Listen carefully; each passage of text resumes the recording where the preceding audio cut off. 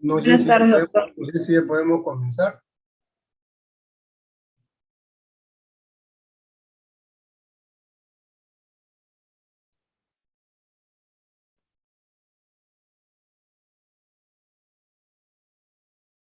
Bueno, entonces vamos a comenzar nuestra exposición. Han inhabilitado mi función de compartir. Por favor, ¿podrían habilitar?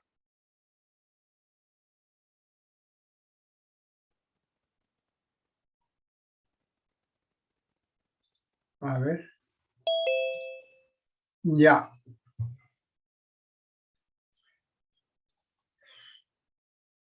¿Se ve?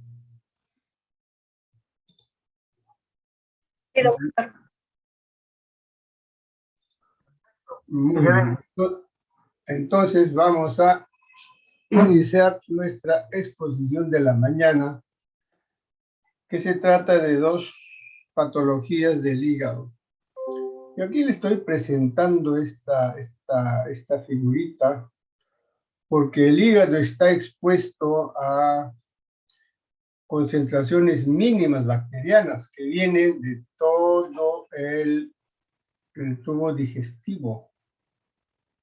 Y esta arremetida de bacterias es controlado por la gran cantidad de tejido retículo endotelial existente en el hígado, cuyo representante es el acero de Kupffer. Si ustedes ven esta imagen, ustedes dirán qué significa cada uno de esos numeritos. En el estómago, la cantidad de bacterias que existe es 10 elevado a 2 por centímetro cúbico de líquido de jugo gástrico. En el duodeno es 10 a la 3. En el intestino delgado, 10 a la 8. Y en el grueso, 10 a la 12 por gramo de heces. Se dice que el 60-70% de las heces es una concentración de bacterias. Entonces, todos ellos, de alguna manera, van a llegar por el sistema porta al hígado. Y el hígado tiene que defenderse, siendo una vía de contaminación para la producción del absceso. Entonces, los abscesos que vamos a revisar son dos. El bacteriano, también llamado piógeno, y el amebiano, que es producido por un parásito que es la entamoeba histolítica. Y además de estos dos que vamos a revisar, existen otras etiologías, como los hongos, como el citomegalovirus, sobre todo en pacientes inmunodeprimidos. En estos abscesos, la clínica es similar, casi no se diferencia. No importa de cuál sea la etiología. Hay algunas pequeñas características con las cuales uno puede sospechar lejanamente, pero no es muy franco la diferencia, ¿no? Por ejemplo, en el absceso amebiano va a haber un dolor en el emitórax derecho, en el emitórax, perdón, va a haber dolor por vecindad. Y en el piógeno, una hepatomegalia. Pero también puede haber hepatomegalia en el amebiano y también puede haber este dolorcito en el piógeno. Entonces no es nada que lo diferencie, no podemos decir, este dolor corresponde a un absceso amebiano. Cuando uno sospecha de un absceso hepático, el diagnóstico debe ser realizado desde el punto de vista de la historia clínica, laboratorio, inmunología y de imágenes. Pero uno de los exámenes bastante fáciles de hacer es la inmunología, para poder diferenciar si este es de tipo amebiano o de tipo microbiano. Si nosotros en el diagnóstico encontramos inmunología IgA o IgG, negativo no puede ser amebiano. Necesariamente tiene que ser otro, cualquiera de ellos, entre ellos el piógeno. Puede ser hongo, puede ser inclusive tuberculosis, etc.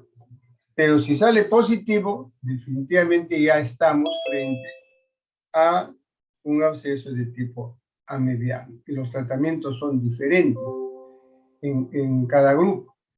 En el amebiano, el metronidazol y otros antiparasitarios, y en el piógeno, los antibióticos. En ambos, en el absceso piógeno y amebiano, el diagnóstico siempre será un reto, siempre será difícil, no es fácil. En ambos, el curso del clínico de la enfermedad es muy larvado. A veces en ambos vienen ya en etapa grave. Por eso el diagnóstico va a ser tardío. No vamos a encontrar ninguno de los abscesos cuando recién está comenzando, al inicio, sino cuando ya está avanzado. Y la mortalidad alcanza del 15 al 25%. Este diagnóstico hoy por hoy ha mejorado. Y ha mejorado gracias a las imágenes, ya sea la ecografía y la tomografía. Muy poco, cuando viene al hospital, muy pocas veces va a ser diagnóstico tardío. Nos demoraremos un poquito quizás, pero no tanto. El problema es que es como la sintomatología no es una sintomatología que llama la atención, que es dolor, que le compromete la salud del paciente, no viene. ¿Y cuándo viene? Viene cuando ya la situación está bastante complicada. Entonces, esta demora no depende de nosotros, depende más de la actitud del paciente. Entonces, dicho estas generalidades, vamos a revisar el absceso hepático piógeno o bacteriano. Desde el punto de vista de la epidemiología, varía su prevalencia de 0.29 hasta 1.47%. Depende también esto de la serie de estudios. No es lo mismo los estudios que se hacen en Estados Unidos, en Europa, en América, etc. Entonces va a depender de eso, esa prevalencia. La frecuencia de la enfermedad generalmente está entre la quinta y séptima década de vida y en su mayoría en sexo masculino. El tamaño puede variar desde 5 hasta 10 centímetros de diámetro, pero también hay descritos grandes, entre ellos hasta 25 centímetros de diámetro. Es poco probable que el absceso piógeno se realice, se forme en ambos lóbulos. Generalmente es en un solo lóbulo, generalmente es único. Los que vienen de origen biliar o portal pueden ser polimicrobianos, o sea, la congruencia de varios microbios. Y el porcentaje es alto en este caso, del 26 al 64%. Por supuesto, ¿quién predomina? Los gram negativos, porque son las enterobacterias los que van a venir a colonizar el hígado. Y el absceso en general es único, el absceso piógeno, pero puede ser también múltiple en casos raros. Y cuando es múltiple, se asocia a los que vienen de origen biliar. Cuando es múltiple, biliar, y cuando es único, de origen portal, por vía portal, venosa. Entre los lugares por donde se contamina el hígado tenemos identificados 6 vías. Los de la vía biliar es un 40.1%, generalmente por obstrucción de la vía biliar, por cálculos, por cáncer, por parásitos, etc. Estas, como causan estasis biliar, entonces esto va a colonizar la bilis, colangitis, y va a coleccionar secreción purulenta en el hígado. Por vía portal, generalmente secundario a órganos que drena al sistema porta. O sea, ¿quiénes son? Todo el sistema intestinal. Como habíamos visto en la primera imagen, todo el sistema intestinal. Todos, los que vienen del apéndice, del intestino delgado, del intestino grueso, etc. Entonces, todos ellos pueden colonizar al hígado y producir un absceso. Entonces, el origen portal. Por contigüidad, abscesos que están alrededor, a los costaditos, ¿no? Una colecitis aguda, una colecitis aguda piógena, un empiema vesicular, las úlceras pépticas, todos ellos, por vecindad, pueden hacer un absceso hepático, en un porcentaje más o menos pequeño, pero también puede venir por vía arterial. Entonces, esta vía arterial viene no de la patología entérica, sino de otras patologías. Y los traumatismos penetrantes que van a lesionar el hígado, también pueden producir absceso hepático. Y un gran porcentaje de los llamados vía criptogénica, ¿no? O sea, los que no conocemos, no identificamos de dónde es la causa, la vía que ha contaminado para que se haga un absceso hepático. Entonces, esta es la patogenia en general, la distribución de las vías por donde el hígado se va a contaminar. Los gérmenes van a ser las enterobacterias, todas ellas. A la cabeza, el más frecuente es el E. coli. Y el oportunista, el gran oportunista, sobre todo de los pacientes inmunodeprimidos, la pseudomonas que no corresponde a la enterobacteria. Estas enterobacterias son gran negativos aerobios, pero tienen la capacidad de desarrollarse en medio anaerobio, por eso se llama anaerobio facultativo. Entonces, aprovechan cualquier circunstancia donde no le permiten vivir en medio aéreo y pueden reproducirse en medio anaerobio. Y también vamos a tener a quienes, a los gram negativos, los anaerobios propios, los anaerobios obligatorios, que son Bacteroides fragilis, el Clostridium y el Fusobacterium. Muy raro que sea colensal por los gram positivos, sobre todo pueden ser porque vienen por origen arterial, de origen dérmico. Y estos de los gram negativos infrecuentes, sobre todo la salmonella, la shigella y el hemosis, rarísimo. Estos son los patógenos más frecuentes que van a contaminar. Dentro de ellos, el E. coli y el pseudomonas, que es un oportunista. Ahí están cada uno de ellos, para que le den una miradita a su morfología y tomen nota y se pongan a estudiar las características de cada uno, ¿no? Los tamaños, etc. Cuadro clínico. Generalmente, como ya hemos dicho, es subclínico. Hay un dolor abdominal leve, puede haber febrículas, anorexia, puede haber hepatomegalia, sí, puede. Malestar general por la fiebre. Como no come, hay fiebre, puede perder peso, pero no es una pérdida alarmante. O como puede haber ictericia, ya sea por la propia infección o por un problema obstructivo biliar y los vómitos. Entonces, estas cositas, estos malestares van a permitir que el paciente pierda peso porque no está comiendo. Y no es una pérdida de peso alarmante, por eso también el paciente no se alarma, no acude al médico. Esta triada de dolor, fiebre y ictericia casi siempre es asociado a una colangitis, o sea, o a una pilefritis, una trombosis de la vena porta, que puede confundir a la presencia de un absceso hepático.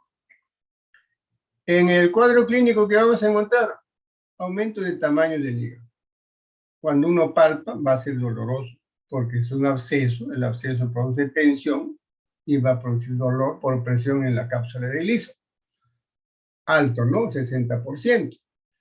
Puede haber ictericia en un tercio de los pacientes con absceso hepático, sobre todo en aquellos que son portadores de enfermedad. Cuando sospechamos de un absceso hepático, tenemos que identificar que no haya una ruptura del absceso de la cavidad peritoneal, porque eso es grave. Puede ser a la cavidad peritoneal, a la pleura o al pericardio. Entonces, en este caso estaríamos pues, a un complicado severo. O identificar cuanto antes el shock séptico. No es raro que el paciente cuando ya llega al hospital viene a inicios de un shock séptico, porque ya los tratamientos caseros que han intentado en la casa porque había un dolorcito, una fiebrecita o no comía, entonces cuando los días han pasado, el paciente entra en una descompensación y no es raro que llegue en shock séptico por tardanza en estar en la casa. Hay que tener presente todos estos factores de riesgo que van a agravar el cuadro. Los de la tercera edad, los que tienen patología cancerosa, los diabéticos, los que tienen patología biliar, los de aquellas personas que tienen enfermedades largas, ¿no? Los pacientes con reumatismo, diabetes, hipertensión, etc. O aquellos que tienen shock séptico, ya el riesgo es altísimo. Cuando hay un distrés respiratorio, compromiso pulmonar o pleural. Y cuando hay presencia de gas dentro del absceso.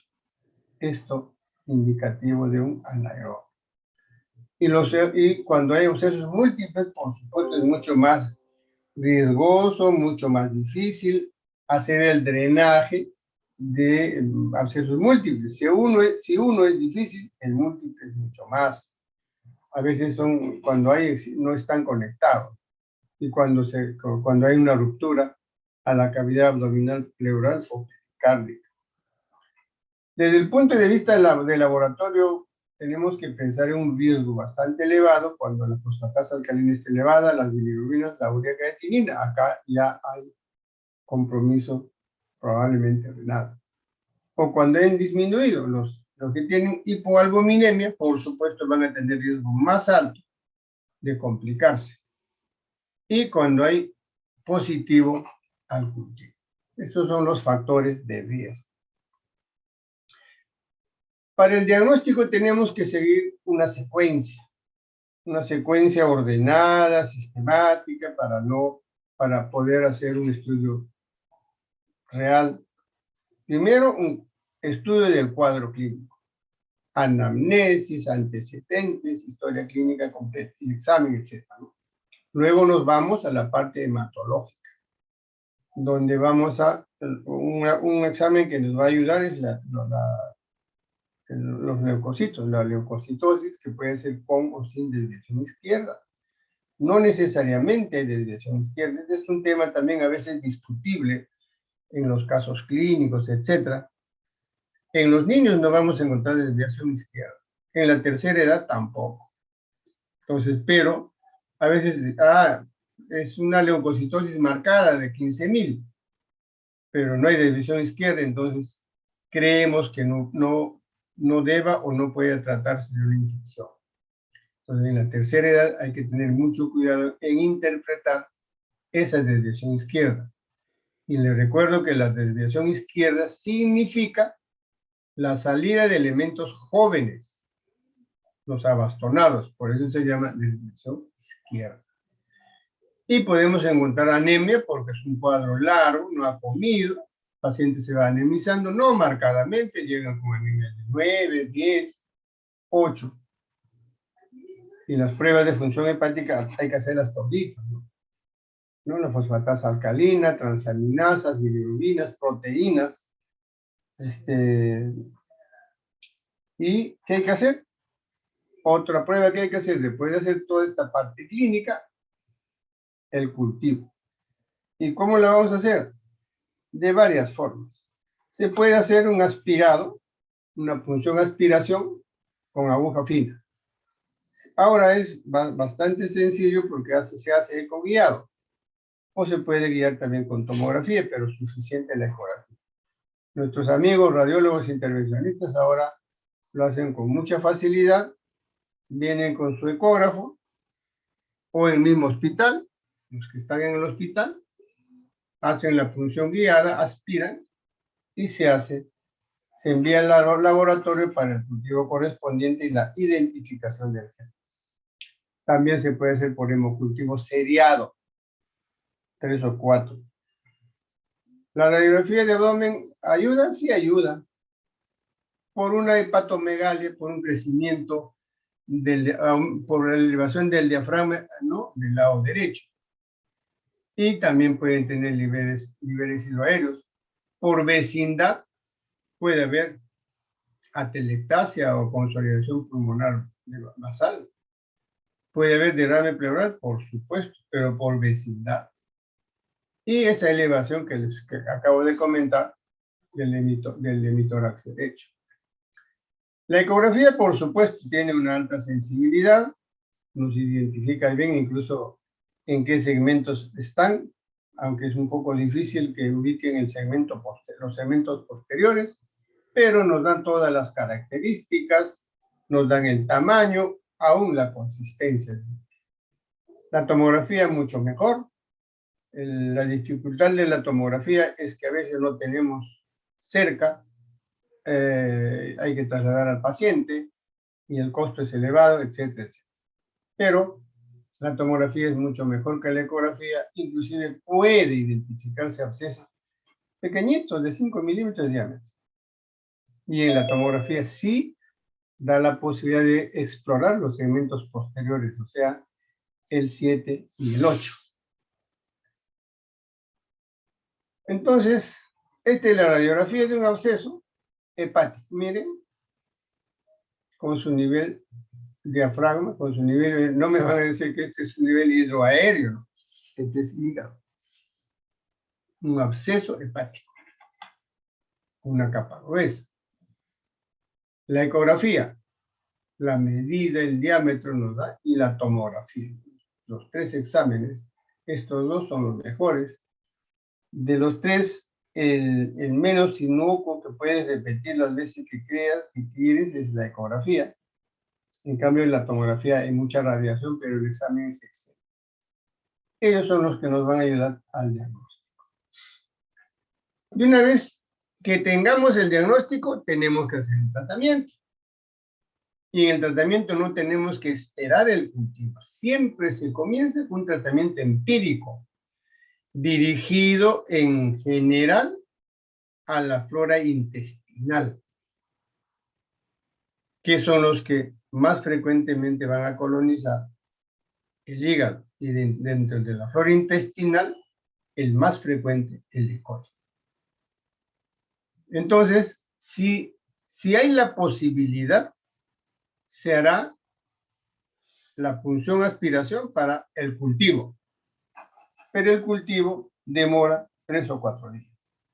Entonces, mientras se hace el tratamiento empírico dirigido a la flora intestinal. ¿No es cierto? Anaerobios, gram negativos. El imipenem y el meropenem hoy día está controlado por este sistema del uso racional de antibióticos. Inclusive, no sé si en todos los hospitales, pero en mi hospital, los cirujanos no podemos recetar, solamente pueden recetar los pacientes que están en UCI y los infectólogos. Entonces, cuando nosotros tenemos la necesidad y no hay respuesta a cualquiera de estas asociaciones, hacemos la interconsulta para que ellos realicen el tratamiento y nosotros hacerle el seguimiento. Pero el tratamiento no es, pues, básicamente, si bien es cierto, vamos a iniciar un tratamiento antibiótico. ¿Cuál es el gol estándar de un tratamiento de un absceso? ¿Es el antibiótico? No. Es el drenaje. El antibiótico va a ayudar. Y es más, el antibiótico va a ayudar a las defensas de nuestro organismo a tratar de eliminar las bacterias y los detritos. Pero si nosotros damos antibiótico y sigue el absceso, esto no va a mejorar nunca. Entonces, el drenaje se debe hacer a la brevedad posible. El drenaje se puede hacer por percutáneo. Ahora se hace. Ahora los radiólogos intervencionistas nos ayudan mucho. Y si por alguna razón no se puede, porque a veces el acceso es muy denso o no se puede extraer totalmente o es muy grande, en ese caso fracasan ellos, ahí tendremos que hacer el drenaje quirúrgico. Y el drenaje quirúrgico se hace por vía laparoscópica o vía convencional. Se puede decir, si el paciente está en mal estado, se puede hacer como emergencia o se puede hacer como programa. Entonces, esta es la secuencia del tratamiento del absceso hepático de una vez diagnosticado. Miren, este es el drenaje percutáneo, drenando absceso. Drenaje laparotomía abierta, ¿no? Están los manitos, están aspirando la pus, la secreción purulenta, después de hacer una incisión. Y este es el drenaje laparoscópico. Se ve mucho mejor que cuando hacemos el drenaje por vía convencional. El pronóstico de un absceso hepático va a depender del diagnóstico temprano. Y repito, el diagnóstico muchas veces no depende de nosotros, es diagnóstico temprano, depende en qué momento llegó el paciente. Ahora, para nosotros, el diagnóstico es sencillo. Inicialmente, pues una ecografía, si con la ecografía tenemos el diagnóstico, yo creo que es suficiente para iniciar, para hacer un drenaje. Y el tratamiento antibiótico oportuno, con su drenaje oportuno. Esta tríada no debemos olvidarnos para que nuestros pacientes se recuperen a la brevedad posible. ¿Quiénes tienen mal pronóstico? Los que están en shock, los que tienen coagulación diseminada, los inmunodeprimidos, los que tienen hipoalbuminemia severa, o sea, los desnutridos, los diabéticos, siempre en cuando al diabético tampoco hay que echarle la culpa porque eres diabético y te has puesto grave, no. Se va a poner grave cuando se demora. En el diabético sí es mucho más veloz el compromiso sistémico. Entonces, en el diabético hay que correr. Y así lo mismo en los pacientes que tienen enfermedad cancerosa. En ellos también hay que tener presente, el drenaje tiene que ser efectivo. No podemos contentarnos si en el drenaje percutáneo nos dice, hemos drenado solamente el 50%, pero tenemos que considerar ese drenaje no es efectivo. Ahí fracasó el drenaje. Tiene que hacerse el drenaje quirúrgico, ¿no? Haciendo un tratamiento adecuado, la sobrevive del 88 al 100%. ¿Va a depender de qué? Repito nuevamente, diagnóstico temprano, drenaje oportuno y temprano y antibióticos adecuados con seguimiento de cultivo. Entonces, ¿quiénes van a fallecer? Los que tienen los sépticos o los que tienen falla multiorgánica. Entonces, este es un resumen cómo es el pronóstico de un paciente con absceso hepático piógeno.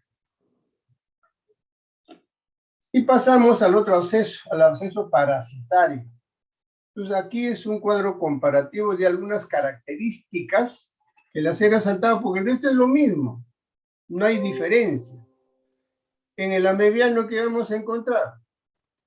Su serología positiva. Muy bien, entonces ya nos olvidamos del absceso piógeno. ¿Qué vamos a encontrar en el piógeno? Que pueden ser múltiples. Pueden. Y luego la vía aérea endémica en los abscesos amebianos y también el hemocultivo positivo en el piógeno. Estas son algunas diferencias, pero el resto es similar. No vamos a poder clínicamente inclinarnos por uno o por otro diagnóstico, mientras no recurrimos a los exámenes auxiliares. La epidemiología de este estimado parásito. El parásito, ¿quién es el portador? ¿Quién es el huésped principal? El humano. Vive en el humano, pero también entre los animales carnívoros. ¿Y cómo se contagia? Contacto humano a humano de un portador sano. Y también podemos contagiarnos cuando uno consume aguas hervidas, porque esas aguas hervidas contienen los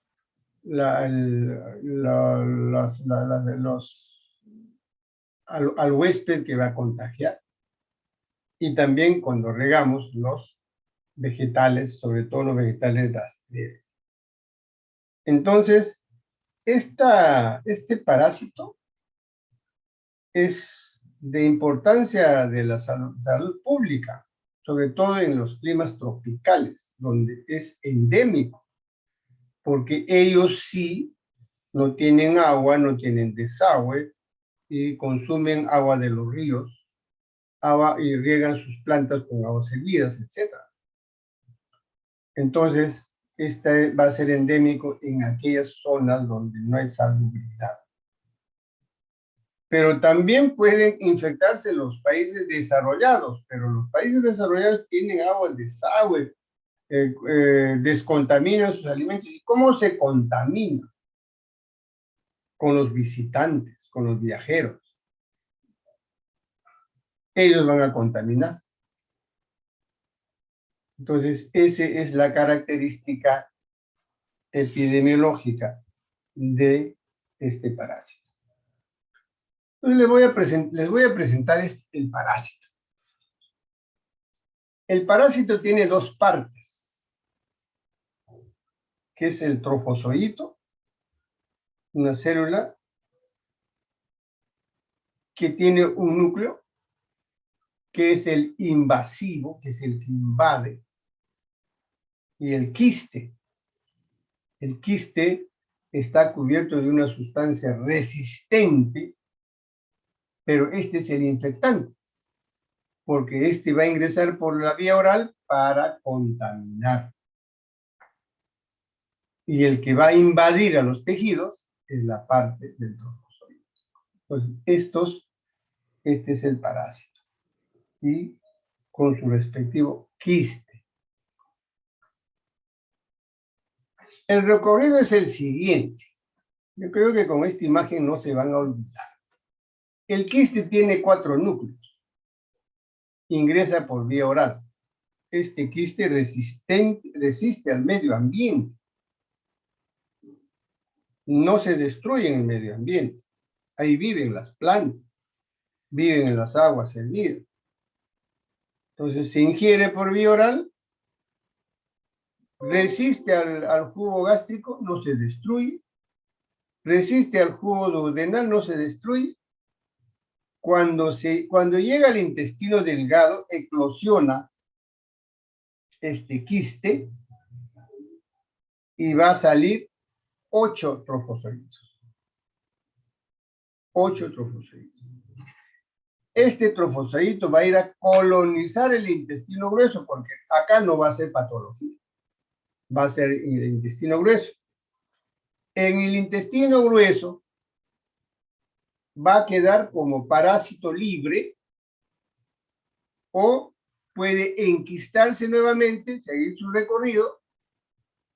¿Y dónde lo vamos a encontrar? En las heces. O sea, por eso es que el hombre es contaminante. Y el propio parásito en el intestino tiene 3 vías. Vía libre, vive ahí, no hace daño, pero sí produce los quistes. El otro es que este parásito puede lisar la mucosa. Va a producir úlceras en el colon y la famosa diarrea amebiana, ¿no? Y el tercero es que invade, va a salir de lumen de la pared del colónica va a ir a las venas del sistema porta y va a invadir el hígado. Este es el ciclo vital. Que aquí también hay un dibujito, ¿no? Ahí está el embrión, ingresa, resiste el jugo gástrico, acá se liberan los trofozoitos. Los trofozoitos van a seguir las tres condiciones que les digo: el portador sano, parásito libre, el que lisa, lesiona mucosa, la úlcera, la diarrea mediana, y el que invade al sistema porta. Y luego el otro va a seguir y sale nuevamente, y el ciclo vital, hombre, hombre, hombre. Ese es el ciclo vital. El contagio. Ya hemos dicho, el parásito es un parásito anaerobio, vive en el colon. El quiste es el que contagia y se ingiere por vía oral. El quiste maduro es resistente al medio ambiente e infectante. Estoy repitiendo lo que les acabo de explicar en esta imagen, ¿no? Y al jugo gástrico duodeno eclosiona, sale 8 trofozoitos e invade, llega al colon, y en el colon 3 posibilidades. Vida libre, asintomático, portador sano. Nadie sabe si esta persona tiene el parásito. El que lisa la mucosa, úlcera colónica, diarrea mediana. Y el que invade a la circulación venosa mesentérica, vena porta, enfermedad extraintestinal, los famosos abscesos amebianos. Si bien es cierto, el absceso amebiano es muy frecuente en el hígado, puede haber también en otros sitios. Entonces, de una vez que este quiste, este trofozoito ha pasado a la circulación mesentérica, al porta, y llega al hígado, ocurre este fenómeno. En el hígado se adhiere a la célula. Por sus mecanismos enzimáticos va a hidrolizar la célula, el huésped del hígado en este caso. Va a producir necrosis. Y esta necrosis es progresiva, se cavita, produce una cavidad. Y esta cavidad contiene todo lo que ha destruido, más proteínas y los trofozoitos, o sea, el parásito está en la periferia de la célula. Y este fenómeno produce anticuerpos, pero estos anticuerpos no invalidan, no defienden al huésped, más bien parece que es un anticuerpo que favorecería el crecimiento del huésped. Por eso, a pesar que produce anticuerpos, nos sirve sí para hacer el diagnóstico, pero no nos sirve para la protección del órgano. Esa es la forma de cavitación que produce el parásito. Entonces, hemos dicho que es resultado de la lisis, de la licuefacción, y produce esa cavidad, que en este caso es tabicado, a diferencia del absceso piógeno. Esta es una de las características a veces que nos ayuda el ecografista cuando tiene pues una habilidad de ver esta patología, nos informa las tabicaciones. Entonces, hay diferencia con el piógeno, nos puede ayudar mucho el ecografista, pero un ecografista pues que tiene una experiencia de ver quiste amebiano. La clínica similar al otro, no hay diferencia. La única diferencia acá es esta, la diarrea, y que puede haber dolor en el hemitórax inferior, que también puede haber en el absceso piógeno por vecindad, pero después todo se repite. todos. Por eso hay que tener mucho cuidado en hacer el diagnóstico. Para el diagnóstico, nuevamente, una clínica adecuada, bien revisadito, laboratorio, ahí hay que pedirle la inmunoglobulina para detectar IgA y IgG. Entonces, también se puede hacer identificar a los quistes en los heces y también a los trofocitos que algunas veces se escapan. Hay que hacer examen de heces. Hay que hacer sus exámenes de hemoglobina, que probablemente por lo que está en bastante tiempo, 5 meses, puede bajar la hemoglobina. La radiografía de tórax va a ayudar. ¿Por qué? Por vecindad, ¿no? El diafragma puede elevarse igual que en el absceso mediano. La ecografía, por supuesto, ayuda muy bien, y la tomografía. Entonces, la ecografía y la tomografía es lo que nos va a ayudar en hacer el diagnóstico de ambos abscesos. La radiografía, mira, quiste mediano. ¿Qué vemos? Una elevación del diafragma. Nada más, pero por la clínica vamos a pensar que podemos pensar que se trata de un quiste, pero también es difícil diferenciar si es amediano o si es piógeno. La ecografía, mira, tabicado por estas características, nos pueden ayudar los ecografías a decirnos que se trata de un quiste amediano. Y la tomografía, por supuesto, con mayor razón. Entonces, el tratamiento es los antiparasitarios, cualquiera de ellos. Esta es la dosis, la vía y la frecuencia que se utiliza. Pero a esto siempre vamos a ir acompañado con más importancia al drenaje, que también se puede hacer percutáneo. Es un drenaje percutáneo, un quiste chocolate, característico de un quiste amediano, ¿no? Y si el drenaje percutáneo no resuelve el problema, entonces será una cirugía laparoscópica o una cirugía convencional.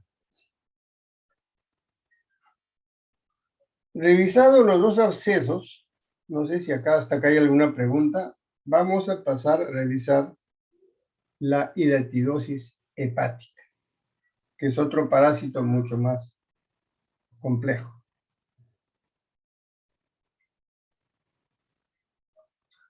Esta es una zoonosis, que la lesión que se produce en el organismo es por la larva, no es por el propio parásito. La larva nos va a producir la enfermedad. Este es el ciclo vital. En este caso, lo que se ingiere son los quistes. Ingresa el quiste y produce casi el mismo seguimiento del amediano. Pero lo que hay que diferenciar en este caso es que en el amediano habíamos dicho que el huésped definitivo, el huésped que tiene al parásito es el hombre, el que se contagia desde hombre a hombre. En cambio, en el quiste hidatídico no es así. En el quiste hidatídico, el huésped definitivo es el perro. Y luego, los herbívoros. Y ocasionalmente va a ingerir en la especie humana, los hombres. Sobre todo en aquellos lugares donde hay pastoreo y hay perros. Porque aquí existe esta forma, esta cadena de contaminación. Huésped definitivo, los carnívoros, perros, zorros. El intermediario, el ganado que come hierba, pasto. ¿No? Puede ser el vacuno, el carnero, la cabra, etc. Y ocasionalmente el hombre. Este dibujito nos va a ayudar a entender cómo es que este parásito nos infesta.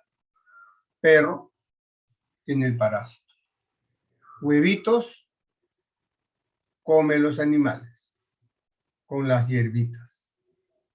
Y en los animales, este quiste se va a volver larva y va a invadir vísceras, entre ellos con más frecuencia el hígado, el pulmón. Ningún órgano de nuestro organismo, de nuestra anatomía, se ha librado del quiste hidatídico. Ninguno. Entonces, este produce una gran cavidad, la etapa larvaria. O sea, huevo, parásito primero, huevo, y luego viene la etapa larvaria. Y el hombre, pues, el pastor, ¿qué hace? Juega con los perritos.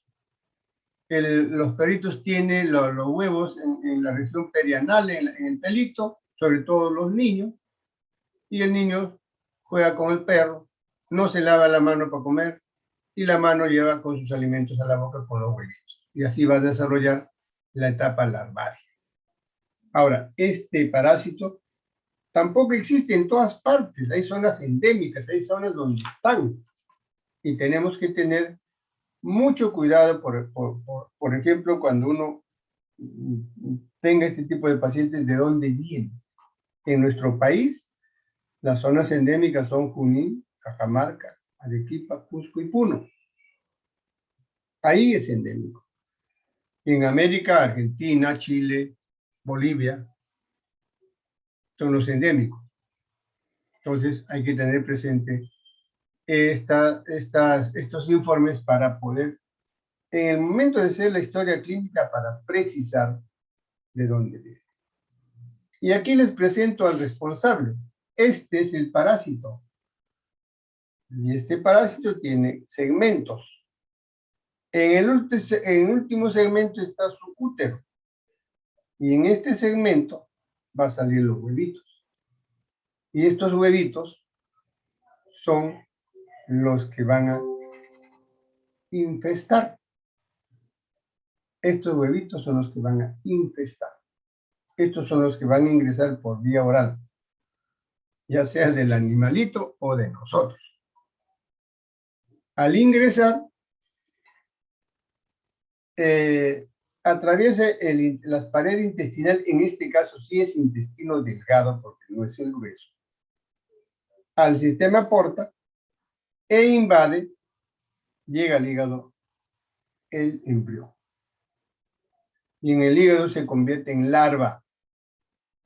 Y esta larva va a ser una especie de vesículas. Es el que se llama hidátido. La larva en la vesícula puede ser única o múltiple. La localización más frecuente es en el hígado. Por supuesto, esto es simplemente porque el primer torrente circulatorio que llega, que sale del intestino, es el hígado. Y que llega al hígado es a través del mesenterio. Entonces, el 65% de los quistes hidatídicos se van a desarrollar en el hígado porque es la primera estación. Y en el hígado también, ¿quién va a tener la mayor cantidad de quistes? El derecho. ¿Por qué? Porque es mucho más grande, ¿no? Sentido común. Y también tenemos que entender, aquí sí puede haber quistes múltiples, casi en un tercio de los casos. Y en el pulmón, de una vez que pasó el hígado, puede estacionarse en el pulmón y en otros órganos. Cualquiera de los órganos. Está descrito quiste hidatídico en el hueso, en el ojo, en la piel, en el peritoneo, etcétera, etcétera.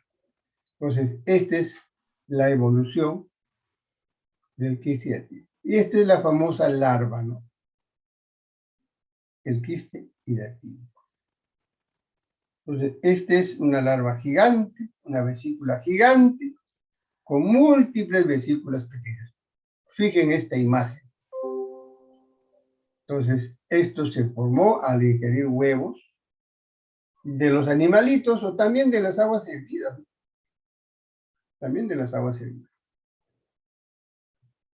Entonces, como consecuencia de este crecimiento vesicular, daña los órganos. Y vamos a encontrar en la clínica Esto va a pasar como periodo asintomático, mucho más asintomático que a los abscesos que hemos descrito. Estos quistes tienen de evolución 20 años, 30 años. Porque se dice que el crecimiento del quiste es de 1 centímetro por año. Pero dependiendo también en qué órgano está alojado. Porque el crecimiento no va a ser lo mismo en el hígado, ni en el pulmón, ni en el hueso. Entonces, ese año es, imagínate, si va a tener 10 centímetros de diámetro, pues tendrá 10 años, etc. Y también va a depender no solamente de la consistencia del órgano, sino de nuestra defensa.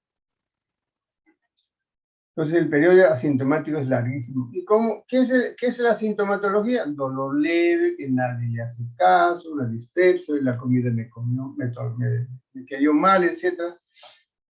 Y no es raro que nos hemos encontrado con un tumor gigante, ¿no? En el hipocondrio derecho. Cuando uno le hace la historia y va a examinar, se le invita al paciente que se ponga en decúbito dorsal. Y al evaluar al paciente vemos una asimetría terrible en el abdomen. Y al palpar, vamos a palpar un quiste grande. ¿Y desde cuándo tienes? Hace tiempo, hace 20 años, de 10 años. Y así estaba caminando. Y una característica de este quiste es que puede producir reacción alérgica.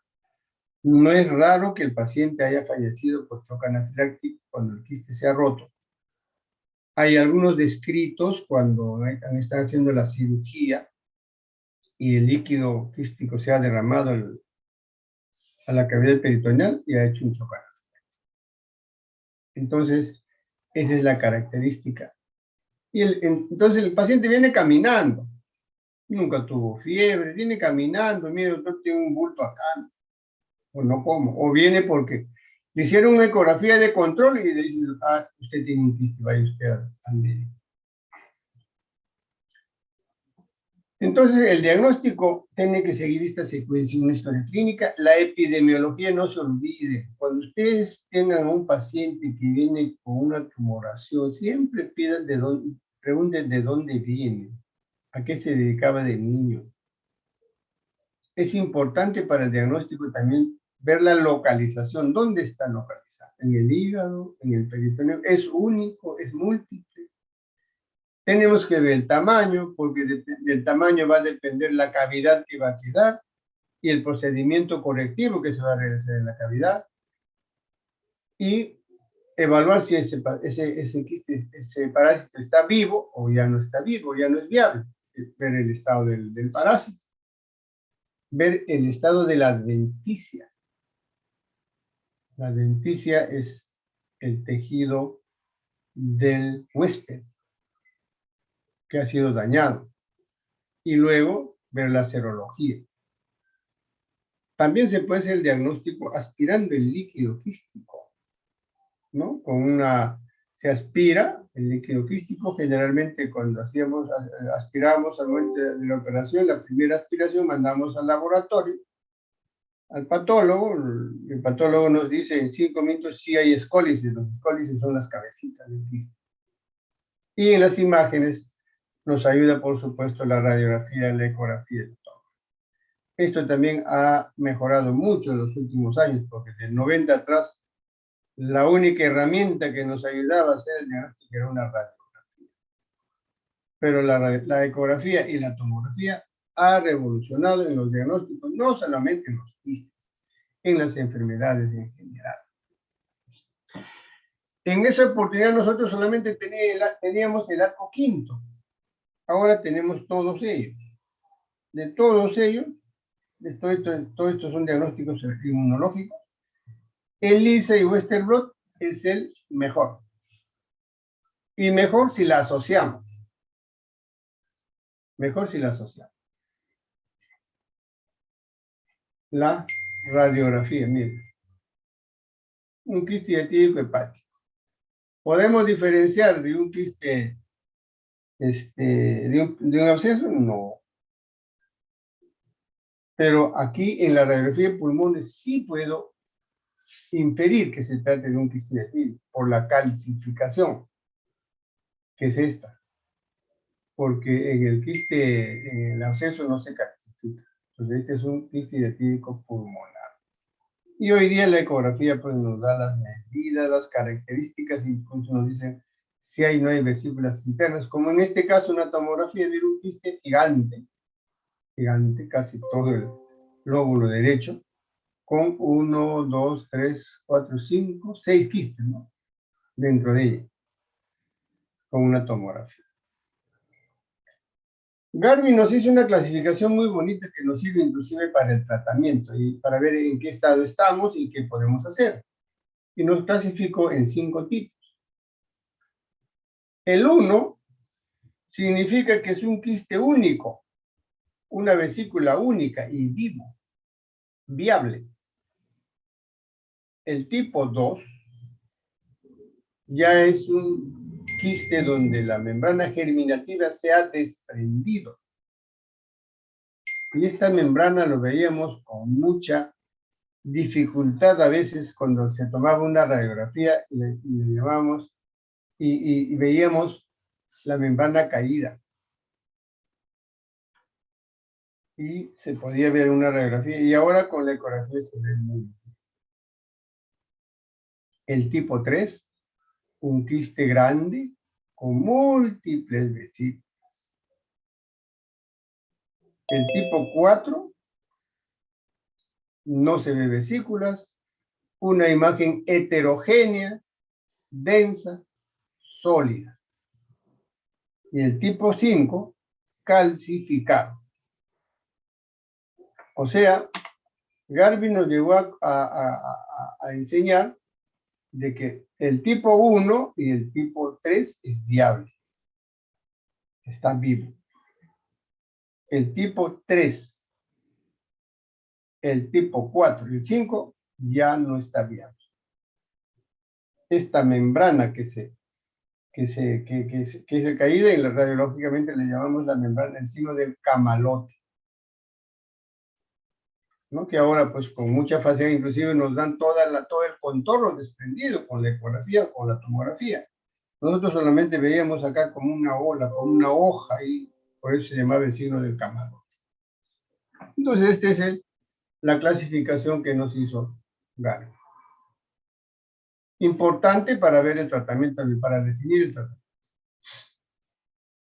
En el tratamiento hay que fijarnos algunos objetivos. Primero tenemos que evitar diseminar el líquido, porque si diseminamos el líquido, las cabecitas o los escólisis que se llaman del quiste diatídico se nos va a salir fuera de la cavidad y va a contaminarse el peritoneo y ese va a crecer como quiste diatídico. Luego, el otro objetivo es hay que extraer el componente del parásito, o sea, extraer la membrana germinativa. Ahora después le presento cuáles son las membranas, porque de repente no me están entendiendo, pero hay que sacar esa membrana. Y de una vez que sacamos esa membrana, nos va a quedar una cavidad dependiendo de qué tamaño es el quiste. Entonces hay que tratar esa cavidad, hay que resolver esa cavidad, no lo podemos dejar. Y si hubiera fístulas, hay que corregir la fístula. Luego un objetivo, evitar que recidive. O sea, evitar que se derrame el líquido. Y si hay hemorragia, hay que controlar la hemorragia. Todos estos objetivos hay que tener presente porque el quiste diatídico hace una gran cavitación a veces y hace daño al órgano donde está alojado. Los más frecuentes, hígado, pulmón, y también hay al mismo tiempo en el hígado, pulmón y peritoneo. Nosotros en el 2018 hemos tenido 2 pacientes mujeres que venían de Ayacucho al mismo tiempo con una hidratidosis múltiple, abdomen, pulmón y hepático. Lamentablemente nos dejamos de verlo por la pandemia, porque el retiro de la paralización de la pandemia fue brusca y no lo estamos viendo. ¿Qué habrá pasado? No lo sabemos. Entonces, esta es la anatomía del quiste que está descrito. Siempre yo trato de describirlo, porque supongo que se está grabando, ¿no? Entonces, revisen esto uno por uno. Yo de acá solamente les quiero hacer esta precisión. La membrana germinativa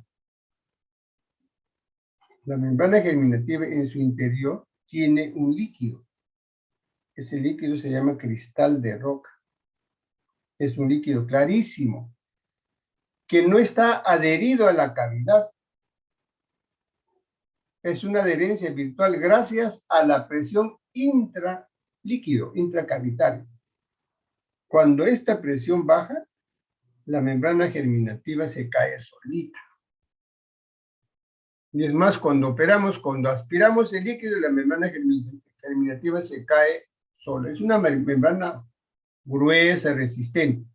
Y dentro de ello vamos a encontrar su composición, que tiene todos ellos, entre ellos proteínas, por eso es alergizante, aminoácidos y proteínas. Y vamos a encontrar un montón de cabecitas que se llaman escolices. Y acá le voy a explicar con una figurita. El rojo es adventicia, es el órgano que ha sido comprimido y se ha convertido en tejido conjuntivo. O sea, corresponde a nuestro órgano. Puede ser hígado, puede ser pulmón, puede ser hueso, etc. El amarillo se llama membrana cuticular. Esta es una membrana parasitaria, relativamente adherida a esta membrana nuestra. No es tan duro su adherencia, es una membranita medio marroncita que tiene la característica de la catáfila de la cebolla, o sea, varias capitas, muy delgaditas, pero tiene una característica, es selectivo. Esta es la membrana responsable de filtrar qué alimentos, qué sustancias va a ingresar al interior del parásito y qué no. Y la capa más interna, la germinativa, este es del parásito, este es lo que va a mantener a los escólices vivos, o sea, las cabecitas de liquididad, a las vesículas que hubieran adentro, por eso se llama membrana germinativa. Y estas arenillas también nuestros estudiosos los han calculado y nos han regalado pues, una información valiosa. Nos han dicho de que esto es cuando se aspiran todo, se hace un centrifugado, y nos han dicho en cada centímetro de arenilla existen 400.000 escólices, o sea 400.000 cabecitas de quiste hidroquídico. Y también nos han dicho de que en total hay de 5 a 6 centímetros cúbicos de arenilla, algunos dicen hasta 10. Multipliquen ustedes, si se nos derrama la cavidad peritoneal, este líquido. ¿Cuánto se va a sembrar en el peritoneo o en la pleura o donde estemos operando?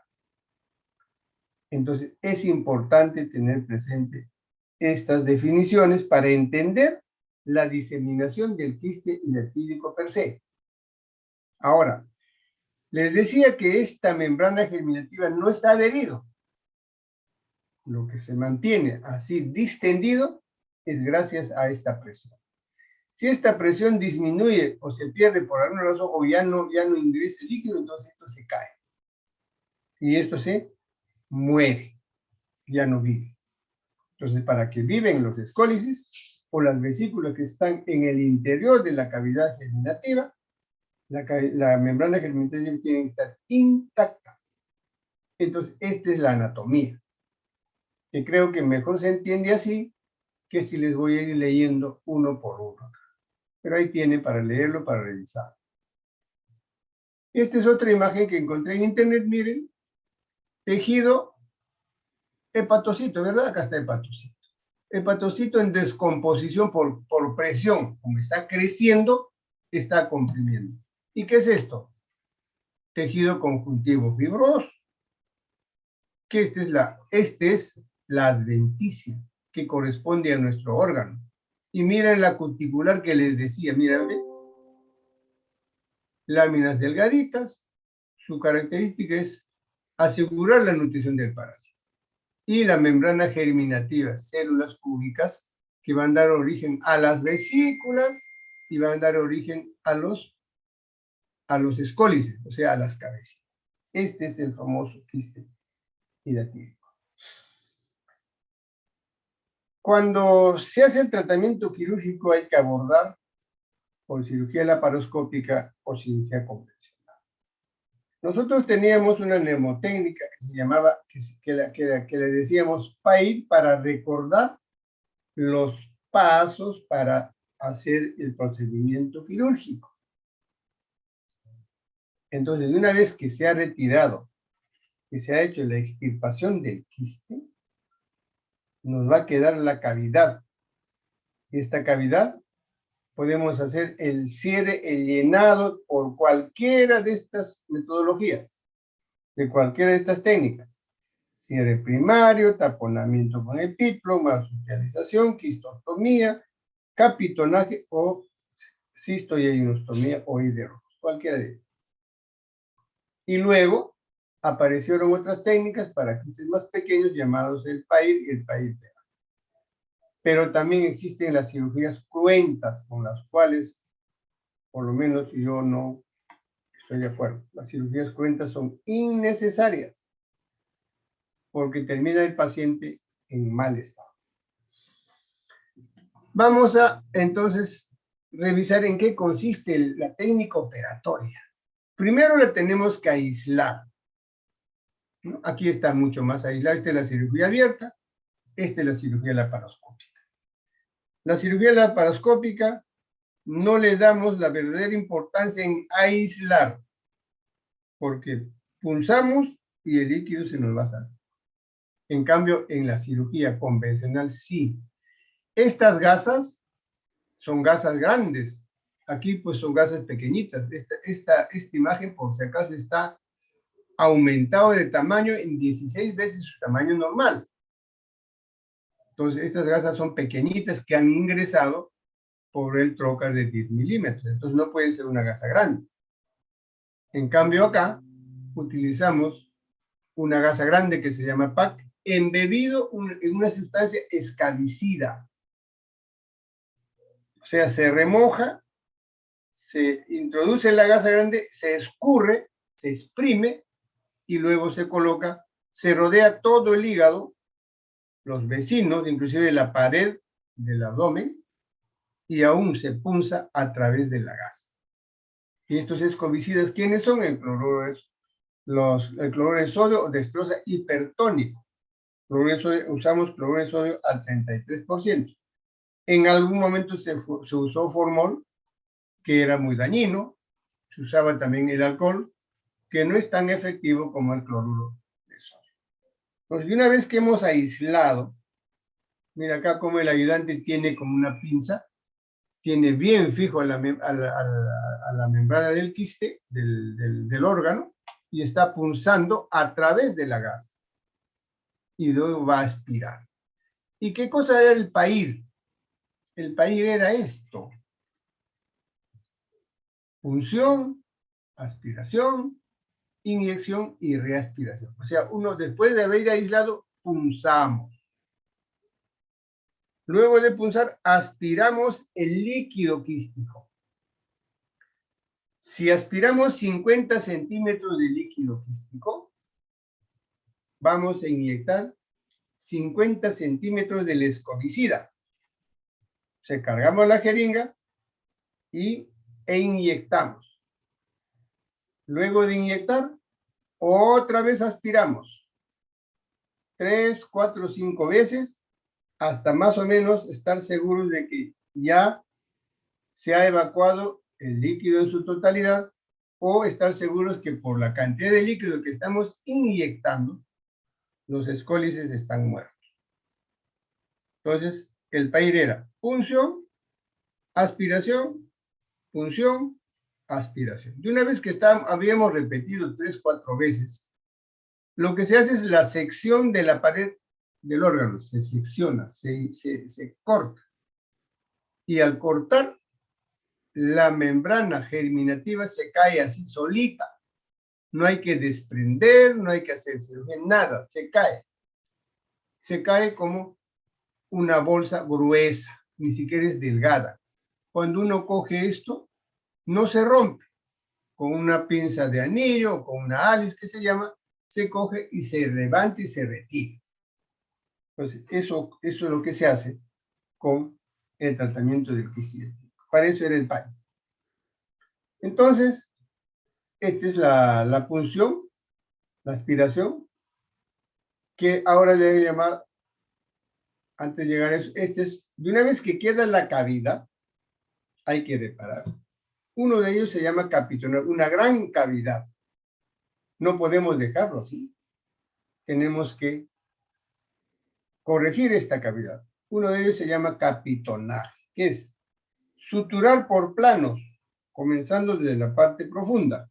Aquí, por ejemplo, hay 3 planos. Este representa al plano profundo, al plano mediano y al plano superficial. Puede ser 3, 4, 5 planos, depende de la cavidad. Capitonar. Y al final terminamos cerrando. Capitonar. Este otro se llama epipoplastía, una cavidad mediana. Para no dejar abierta la cavidad, se sube el epiplón y el epiplón se fija en la cavidad.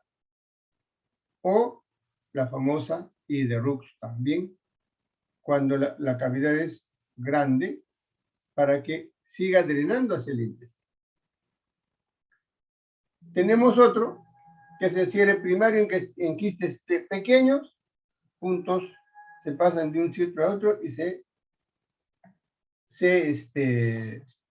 anudan.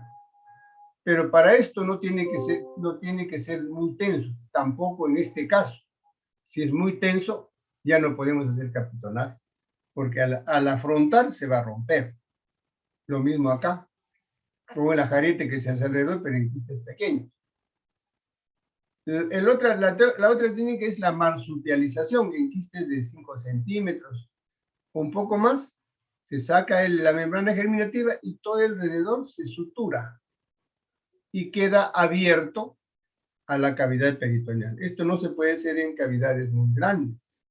Y además hay que estar bastante seguros que no tenga una fístula biliar o que no haya sangrado. Esta otra técnica, la quistostomía, se hace cuando los quistes son gigantes. El problema es que acá a veces han intentado hacer cirugía radical, hepatectomía, quistectomía, segmentectomía, etc. Y lamentablemente la evolución no es buena. La desventaja de esta quistostomía es la morbilidad. El paciente va a estar con este dren tubular, este es un dren que se ha colocado dentro de la cavidad, se fija, este dren es un dren grueso con varios orificios para que salga el contenido. Esto se va cerrando progresivamente y cuando ya estamos seguros que ya no drena, ya la cavidad cerrada, se retira. La desventaja, repito, es la morbilidad. A veces tiene que estar 3 o 4 meses y puede estar en la casa educándolo bien, puede estar en la casa con este tipo de tratamiento del quiste de una cavidad gigante. Entonces, esto es lo que le decía que ya le llamaron el PAI, ya como una técnica para quistes pequeños. Entonces, era esto. Es lo mismo, se punza, se aspira, envían a que le confirmen el diagnóstico, otra vez se punza, se inyecta lo mismo. Pero ¿cuál es la desventaja de esto? Esto es una aguja recta para quistes de menos de 5 centímetros. De una vez que aparentemente ya aspiraron todo, se retira la aguja y terminó el proceso. Pero si sigue drenando el suero, esta cavidad se puede llenar. Entonces, apareció otro para quistes un poquito más grandes y le llamaron el PAIR-PEVAC. La única diferencia era que en lugar de hacer con una aguja, le colocan un catéter. Entonces, se hace lo mismo, se punza, se aspira, se pulsa, se reaspira, Y una vez que ya está aparentemente libre de líquido, lo que hacen es dejarle el catéter. O sea, no lo sacan, como en el caso de la aguja. Lo dejan en el catéter 24 o 48 horas. Cuando ya están seguros que todo está corregido, sacan el catéter. Esa es la diferencia. Entonces, la cirugía radical, por lo menos desde mi punto de vista, no la recomiendo porque es muy traumático, a veces necesitan mucha sangre y es preferible hacer la cirugía a pesar de la morbilidad que es larga con la quistostomía. Nuestros cirujanos laparoscopistas están confiando en esto. ¿No? Hacen esta protección que les mostré, que no es tan segura, ¿no? Que no es tan segura. Ellos lo que dicen es, bueno, pues yo le voy a dar su tratamiento con su antiparasitario. Usan cualquiera de estos medicamentos. Aquí es controversial, algunos dicen que hay que darle 3 meses antes, otros 3 meses después, o 3 veces más de la cirugía, otros 4 meses, etcétera, etcétera. No nos hemos puesto de acuerdo todavía. Tampoco existen estudios de recomendación A para decir, bueno, este es el mejor. Pero estos son los que se usan a esta dosis. Puede ser 3 meses, etcétera, etcétera. Entonces, este es el medicamento que se usa. Y entre las complicaciones tenemos los abscesos, las fístulas biliares, la ruptura de la cavidad peritoneal hacia el tórax. Si es a la vena cava inferior, es trágico, generalmente mortal, o a los conductos biliares. Son las complicaciones más frecuentes del quiste diatídico. Bien, esto sería la presentación de los casos de patología hepática y por favor, estoy acá para aclarar sus preguntas, si hubiera algún aporte mucho mejor.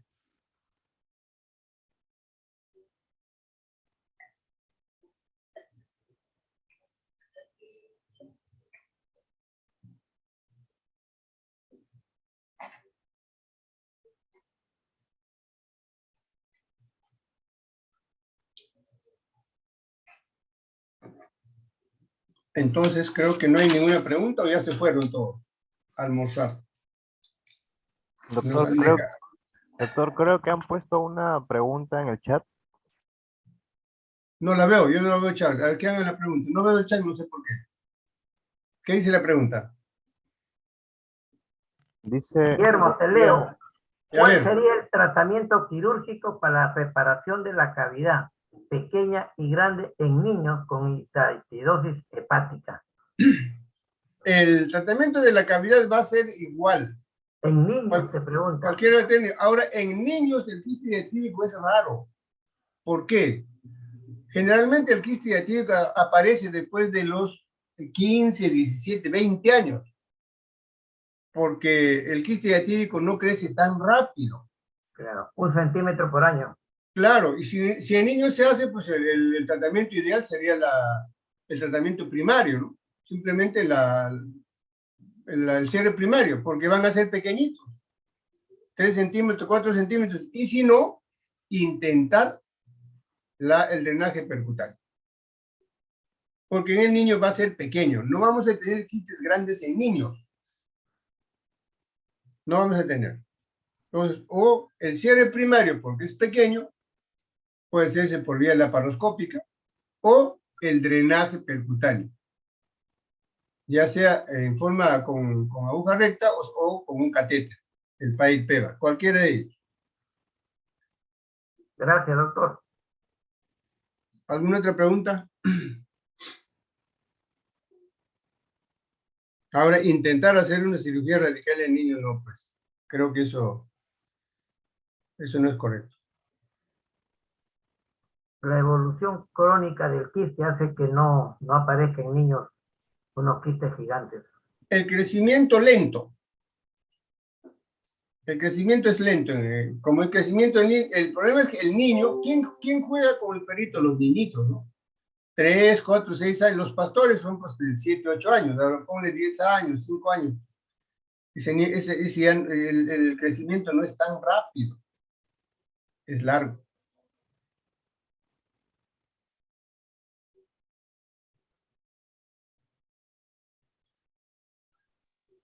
Doctor, en cualquier abordaje quirúrgico, sí o sí se tiene que reparar la cavidad, ¿verdad? Sí o sí, claro. Sentido común, no podemos dejar la cavidad abierta. Y en la laparoscopía, ¿cómo sería? Es lo mismo que la cirugía. La laparoscopía, acuérdense, hace los mismos procedimientos de la cirugía convencional. Lo único que hacemos con la laparoscopía es que ya no usamos la mano en forma directa, sino usamos la mano extendida entre un instrumental alargando nuestras manos. Es lo mismo. ¿Podemos hacer esto? Sí. Ahora, ¿es más dificultoso? Por supuesto. ¿Necesita mayor entrenamiento? Por supuesto. ¿No? Porque hacer un capitonaje con la paroscopía para separar y todo es mucho más difícil. Yo sí, en forma particular, si es un quiste grande, prefiero cirugía convencional.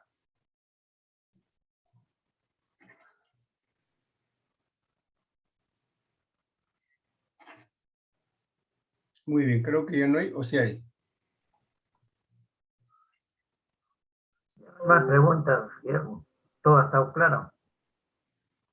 Entonces nos veremos en alguna otra oportunidad. Por mi parte, muchas gracias y buenas tardes. Gracias, doctor. Gracias, doctor. Gracias, doctor. Gracias, doctor. Gracias, doctor. Gracias, doctor. Excelente, doctor. Doctor.